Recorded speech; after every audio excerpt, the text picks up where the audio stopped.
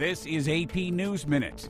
President Trump's $4.8 trillion budget for fiscal 2021 is set to be released Monday. It seeks to balance the budget after 15 years with previously rejected spending cuts. Democrats have been covering New Hampshire ahead of Tuesday's primary. Rivals are taking shots at Pete Buttigieg after the former South Bend mayor's strong finish in Iowa. Japan's health ministry says about 60 more people on a quarantine cruise ship tested positive for coronavirus. More than 3,600 people on the ship are under a 2-week quarantine. And a joint NASA-European orbiter blasted off from Florida on its way to the sun. The solar orbiter aims to capture the first-ever photos of the sun's poles. New Hampshire holds its first-in-the-nation presidential primary Tuesday. The 5 residents of Dixville Notch voted at midnight, with 3 of them picking Mike Bloomberg. President Trump held a rally in New Hampshire ahead of the state's primary.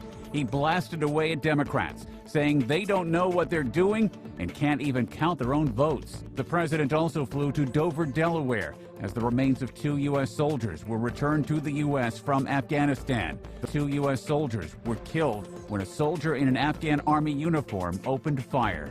Chinese President Xi Jinping visited a hospital in Beijing and spoke to medical workers in Wuhan, the epicenter of the coronavirus outbreak.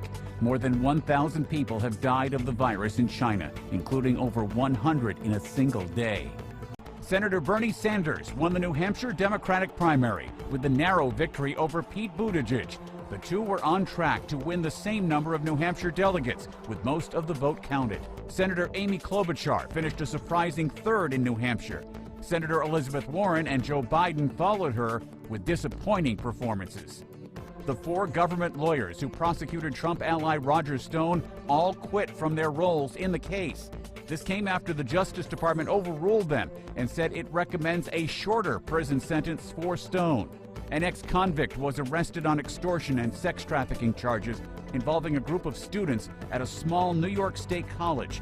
Federal prosecutors say Lawrence Ray extorted nearly $1 million from 5 different victims. Attorney General William Barr has agreed to testify before the House Judiciary Committee next month. Democrats say they'll ask why the Justice Department overruled 4 prosecutors and recommended a lighter prison sentence for convicted Trump ally Roger Stone. A war powers resolution is set for a vote in the Senate. It has bipartisan support, although some supporters of President Trump oppose it. The resolution would limit the president's ability to launch military operations against Iran without congressional authorization. China has sent 1,400 troops to the city of Wuhan to help contain the coronavirus. The country also replaced its top officials in the area, the epicenter of the virus that has infected more than 45,000 people worldwide. A winter storm brought heavy snow, strong winds, and bitter cold to the eastern Dakotas and western Minnesota.